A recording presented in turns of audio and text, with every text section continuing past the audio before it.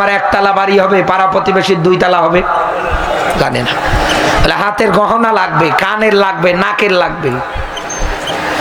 ঠিক আছে, যা চাচ্ছে তাই পাচ্ছে। কৃষক মানুষ মাঠ থেকে ফিরে এসে তাকিয়ে দেখছে বাড়ি নেই।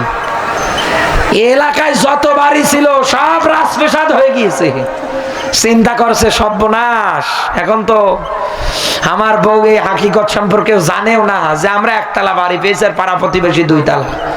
তাড়াতাড়ি করে বাড়ি খুঁজে যাওয়ার পরে ওর বউরে ডাক দিয়ে বলছে, ওগো নিষেধ করলাম তাও শুনলে না, তাড়াতাড়ি নিয়ে আসো। বাইরে নিয়ে আসার পরে ঘষা দিয়েছে তো দত্ত বের হয়ে লাফাচ্ছে। ডাক দিয়ে বলে, জাহাপানা কি চান? ওই আমার কিছু লাগবে না, বাড়ি গাড়ি যা শত একতলা পেয়েছি, আর পাড়া প্রতিবেশী তো আমার চাইতে অনেক বড় লোক। তবে আমার একটা চাওয়া তোর কাছে, এখন তুই আমার 1 চোখ কানা কর। কারণ এর চিন্তা এখন এটাই যে আমার যদি এখন 1 চোখ কানা হয়, পাড়া প্রতিবেশী 2 চোখে কানা হয়ে যাবে। বাংলাদেশের রাজনীতি করার ক্ষেত্রে তাকান, কত মানুষ আজ কোরআনের রাজনীতি যারা করে এদের জনপ্রিয়তা দেখে এই রকম করে চুলকাচ্ছে। এই কথা বলে আপনি বিসমিল্লাহির রহমানির রহিম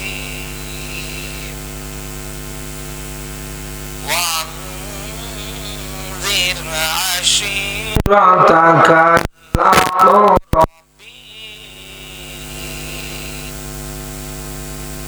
صدقت يا ربنا إن الله وملائكته يصلون على النبي يا أيها الذين آمنوا صلوا عليه وسلموا تسليما اللهم صل على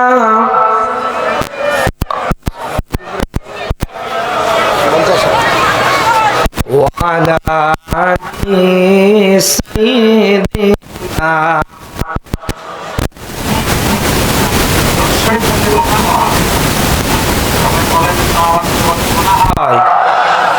সবাই মিলে পড়েন আল্লাহুম্মা সাল্লি আলা সাইয়্যিদিনা।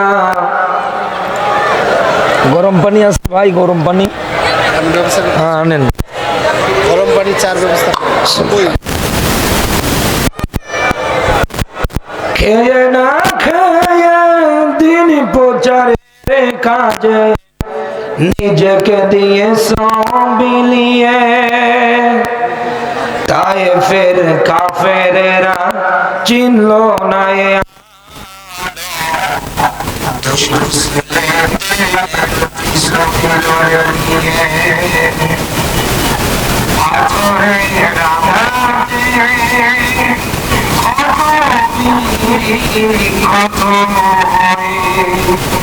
সারা শরীর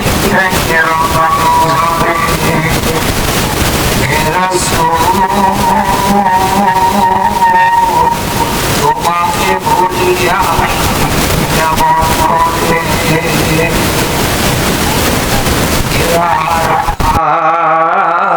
তোমারি ধ্যান আসমান থেকে নামে আল কোরআন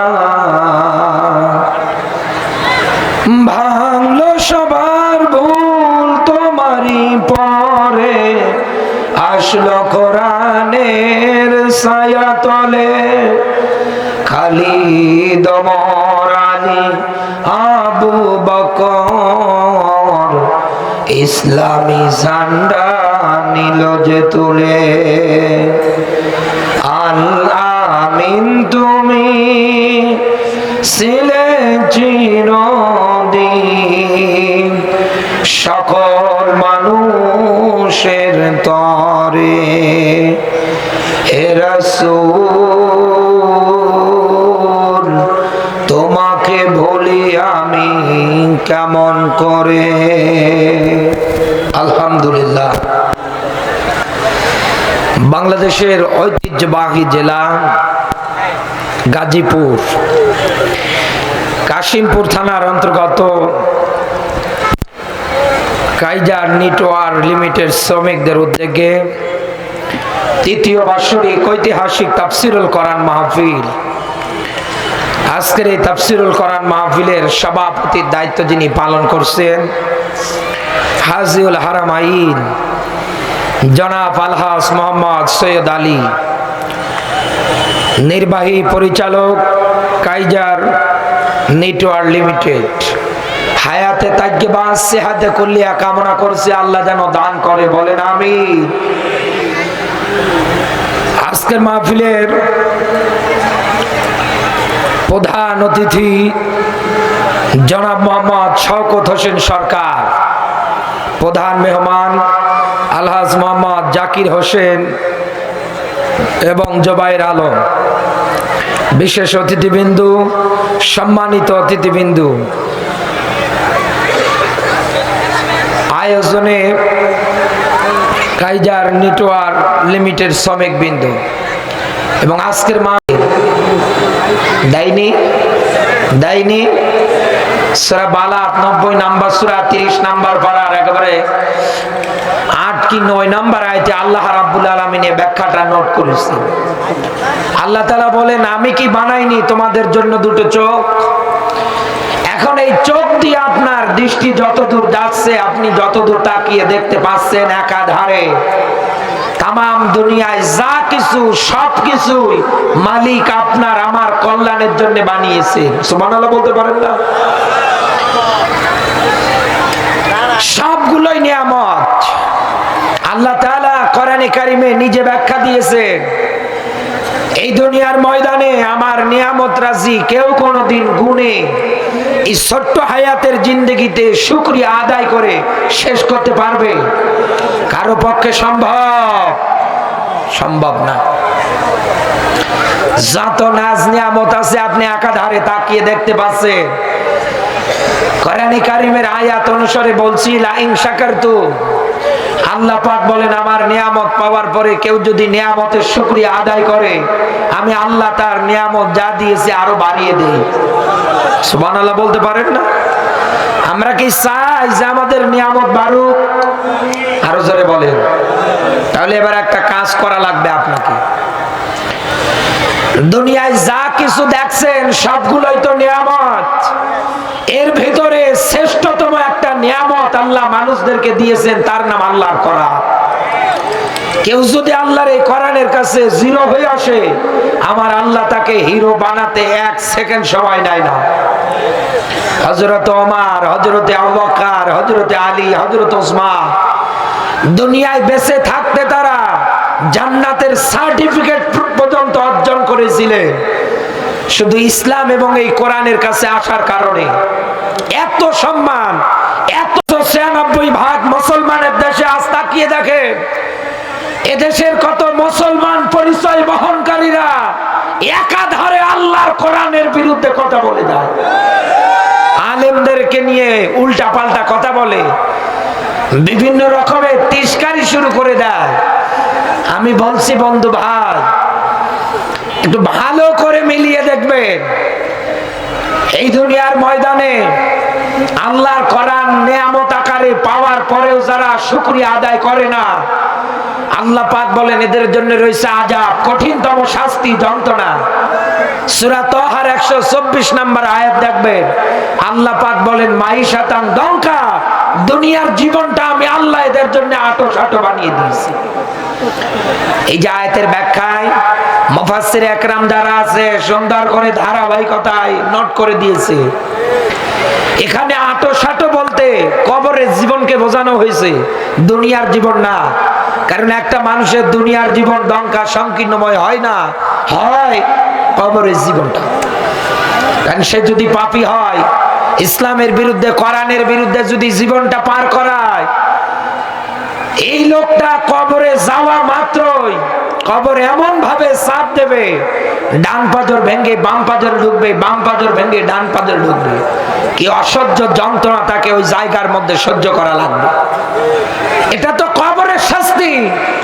আল্লাহর কোরআন নিয়ামত আকারে পাওয়ার পরেও দুনিয়ায় যারা মানবে না তাদের শাস্তি তো কবরে এরকম।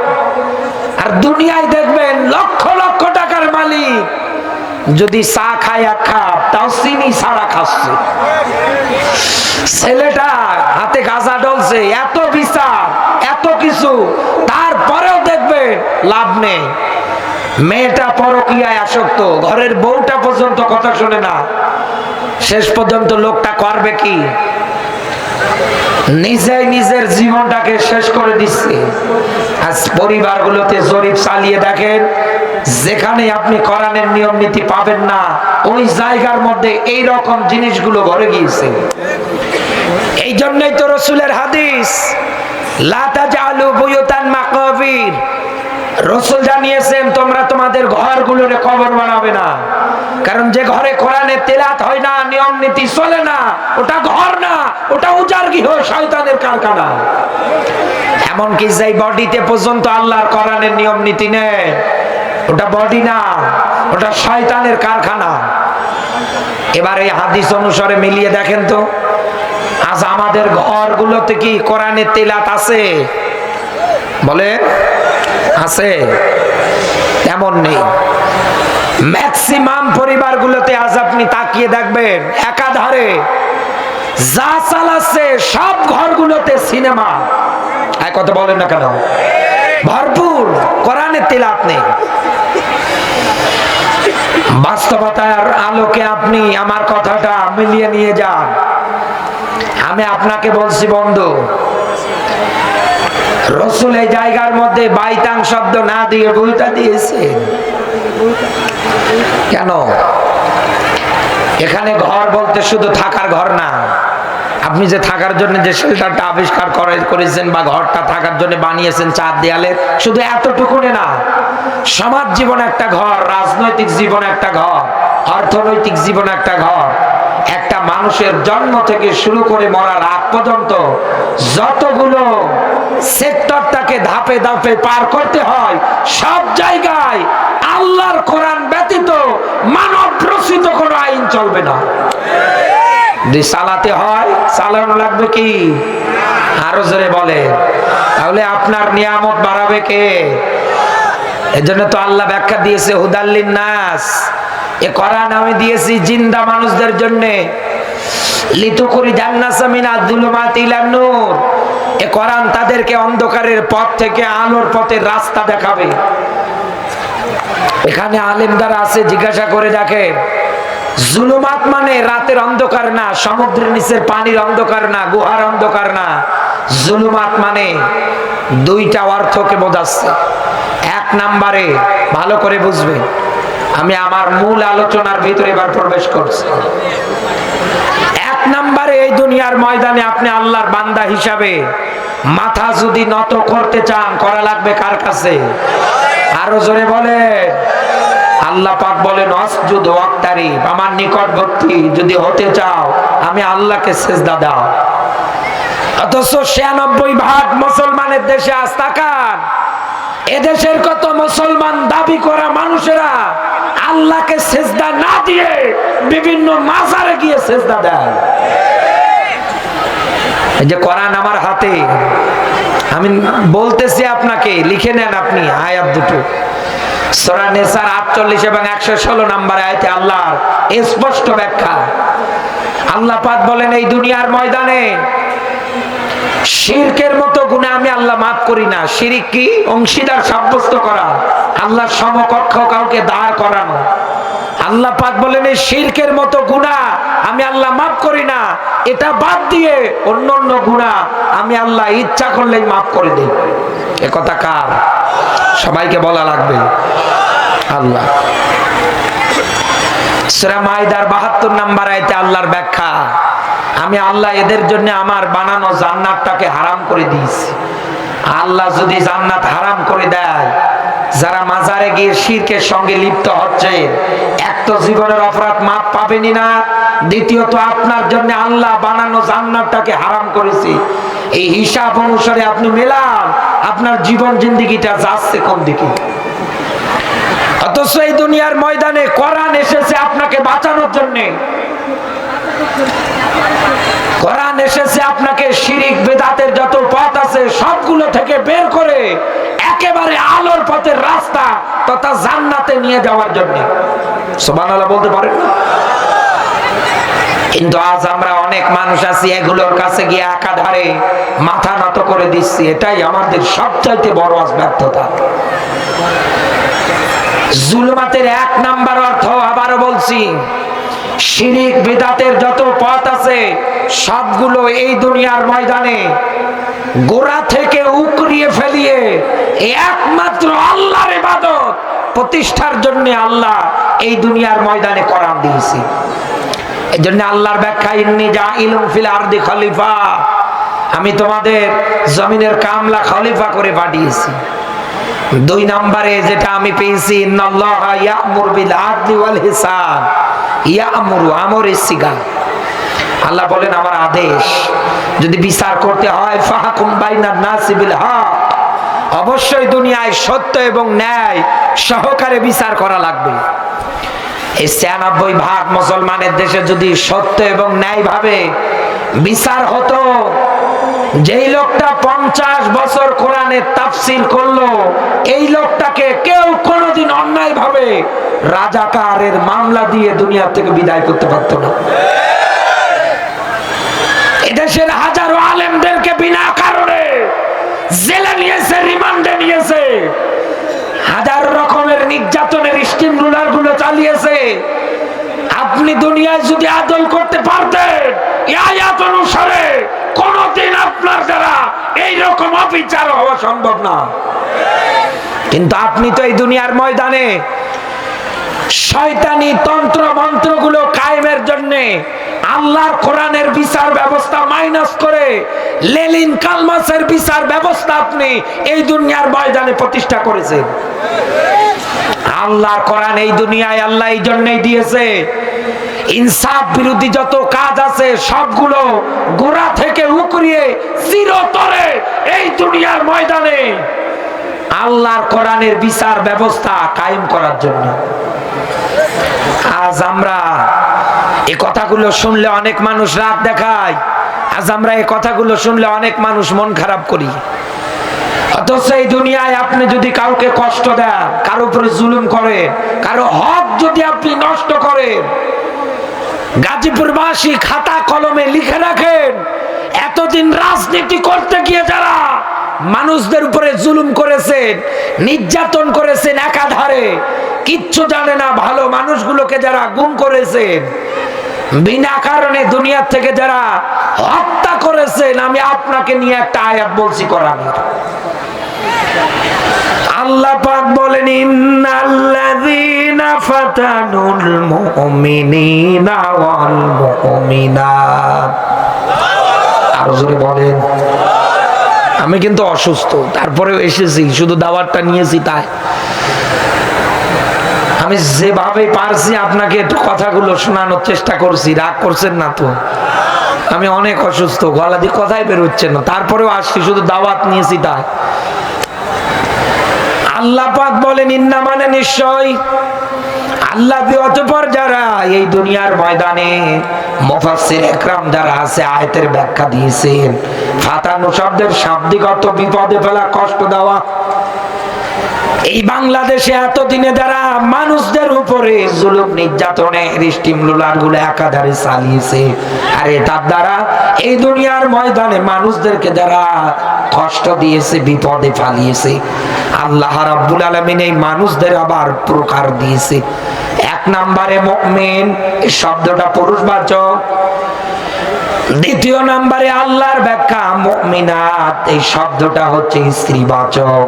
এই দুনিয়ার ময়দানে আল্লাহর কোরআনের ব্যাখ্যা, দুনিয়ায় যারা মুসলিম নর এবং নারীদের উপরে নির্যাতন করে, বিপদে দেয়, কষ্ট দেয়, আল্লাহ পাক বলেন, ফালাহুম আযাবু জাহান্নাম ওয়া লাহুম আযাবুল হারিক। আমি আল্লাহ বলছি এদের ঠিকানা, এদের থাকার জায়গা হবে জাহান্নাম। একথা কার? আরো জোরে বলেন।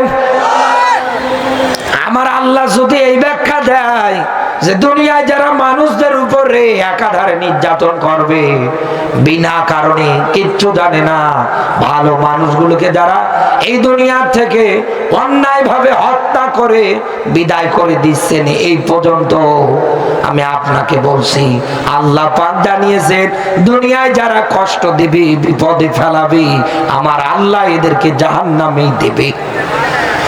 একেবারে কঠিনতম একটা যন্ত্রণাদায়ক আযাব যেখানে আল্লাহ দেবে, ওই জায়গায় লা ইয়ামুতু ফিহা ওয়ালা ইয়াহইয়া। আল্লাহর ব্যাখ্যা, জাহান্নামের আগুনে যারা যাবে ওরা মরবেও না, বাঁচবেও না, মরা বাঁচার মধ্যবর্তী স্থানে থাকবে।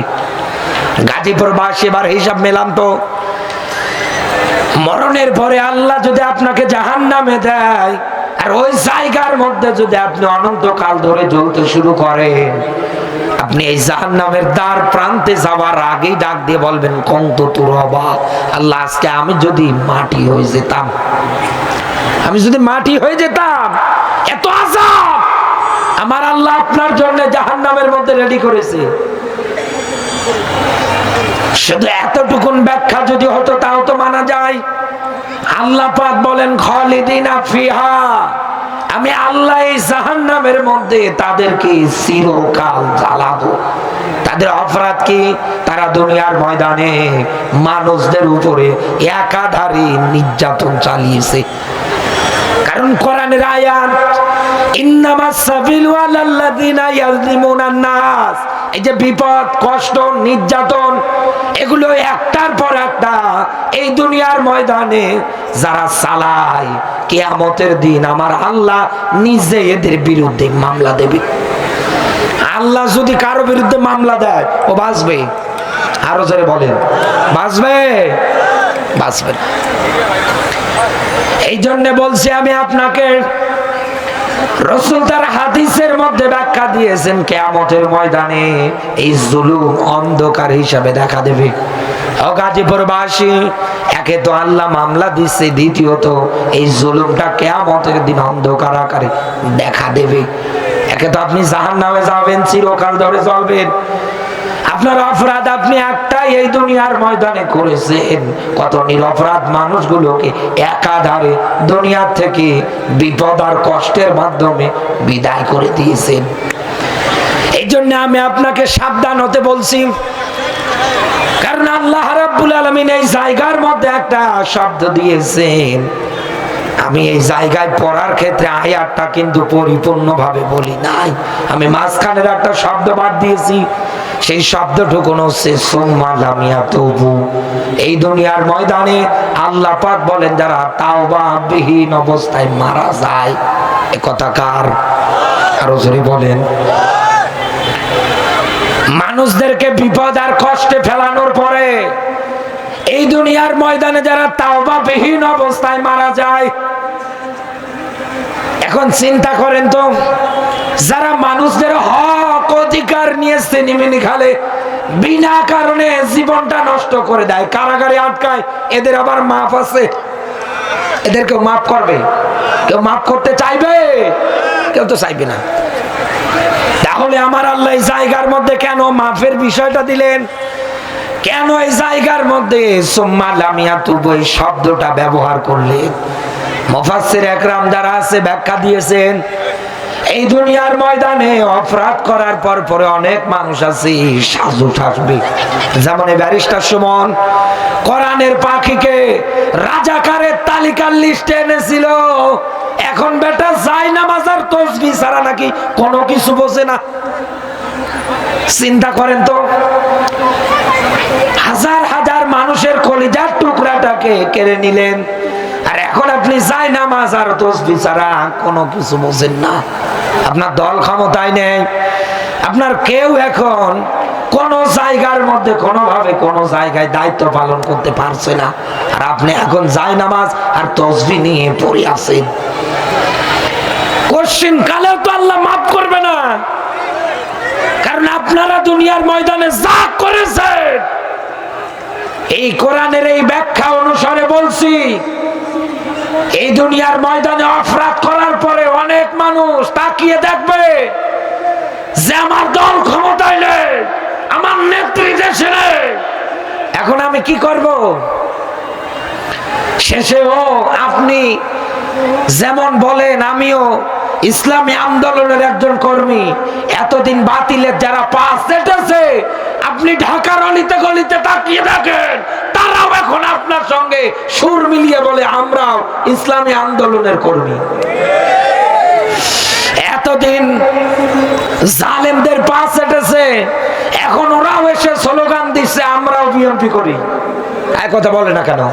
কারণ এগুলো যদি না বলে, মানুষ ওদের পিটিয়ে দুনিয়ার থেকে বিদায় করবে। কারণ ওরা দুনিয়ার ময়দানে যা করেছে তা তো মানুষ ভুলে যায়, অক্ষরে অক্ষরে মনে রেখেছে। কি অপরাধ ছিল এই লোকটার?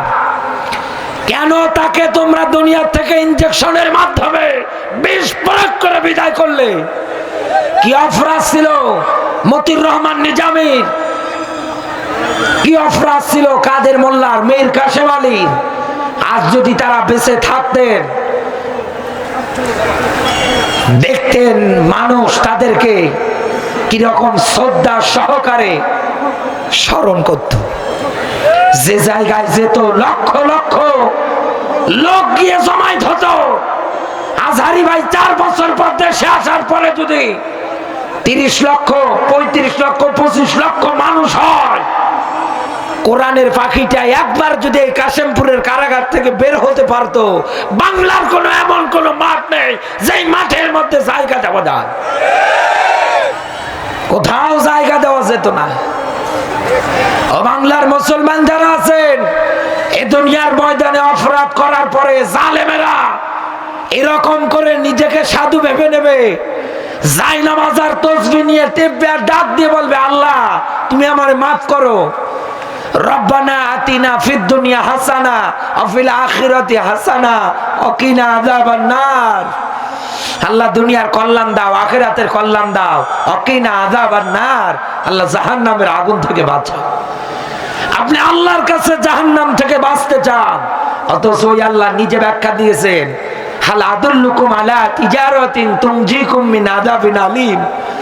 আমি আল্লাহ তোদের বলছি একটা ব্যবসার সন্ধান, যেই ব্যবসা করলে তুনজিকুম মিন আযাবিন আলীম, জাহান্নামের কঠিনতম আযাব, শাস্তি থেকে আমি আল্লাহ তোমাদের বাঁচাবো। এ কথা কার? আর জোরে বলেন, বাঁচাবে কে? তুমিনুনা বিল্লাহি ওয়া রাসূলিহি ওয়া তুজাহিদুনা ফি সাবিলিল্লাহ।